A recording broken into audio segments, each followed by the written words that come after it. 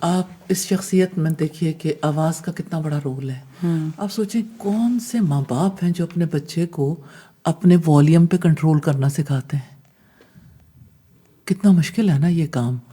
ماں باپ کے تو ذہن میں بھی کبھی نہیں آیا کہ ہم نے بچے کو اپنی آواز کنٹرول کرنی بتانی ہے.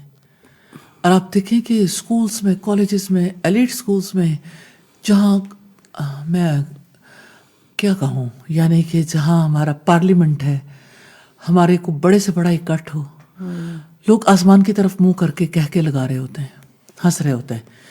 ڈفرینس کیا ہے اینیملز کے اکٹھ میں اور انسانوں کے اکٹھ میں؟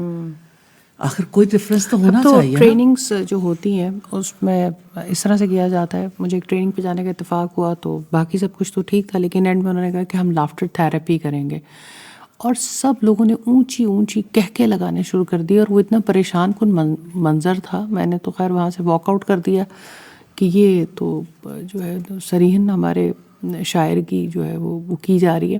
لیکن بہرحال لافٹر تھراپی، ہلا گلا کریں، ہم شور مچائیں گے، یہ اب تو پارٹ آف ٹریننگز ہوتا ہے ہر جگہ پہ. آپ اپنے آپ کو ایکسپریس کریں، شاؤٹ کر لیں، اب تو یہ ٹریننگز میں سکھایا جاتا ہے. اب فائزہ دیکھیں، اطمینان اور سکون اصل میں تو انسان کی ڈیمانڈ ہے. لوگ کیوں چاہتے ہیں پرفضا مقام پہ چلے جائیں، پرندوں کی آوازیں سنائی دیں، آپ ایک ایسے ماحول میں رہو جہاں پانی کی بھی آواز آئے، ایسے ماحول میں رہو جہاں آپ کے دل کے اندر خوشی اور اطمینان اترے. وہاں شور نہیں ہوتا. شور جو ہے نا جہنم کلچر ہے.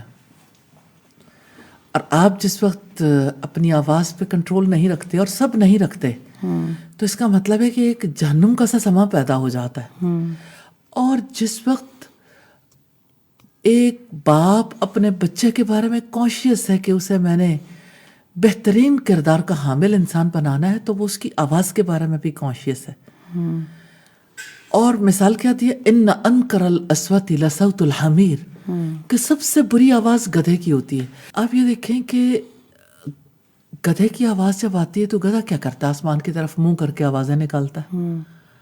تو اگر انسان بھی اس طرح آوازیں نکالے گا تو گدھے کی طرح ہے نا. تو گدھے جیسا تو نہیں بننا چاہیے ہیومن بینگ کو. تو بہت بڑی بات ہے. لقمان حکیم نے جیسے اپنے بچے کی تربیت کی، اس کی شخصیت کے لیے کام کیا، اس کی ذات کے لیے کتنی بڑی رحمت ہے اس کا باپ. اسی طرح سے ہر ماں باپ کو اپنے بچے کو، اس کی پرسنالٹی کو اوور آل دیکھنا ہے. اس کی ریلیشن شپ مینجمنٹ کرنی ہے، اس کی عبادت کی مینجمنٹ ہے، اس کے عقیدے کی، اس کے اخلاق کی اصلاح ہے، اور دنیا میں اس نے کیا کردار ادا کرنا ہے.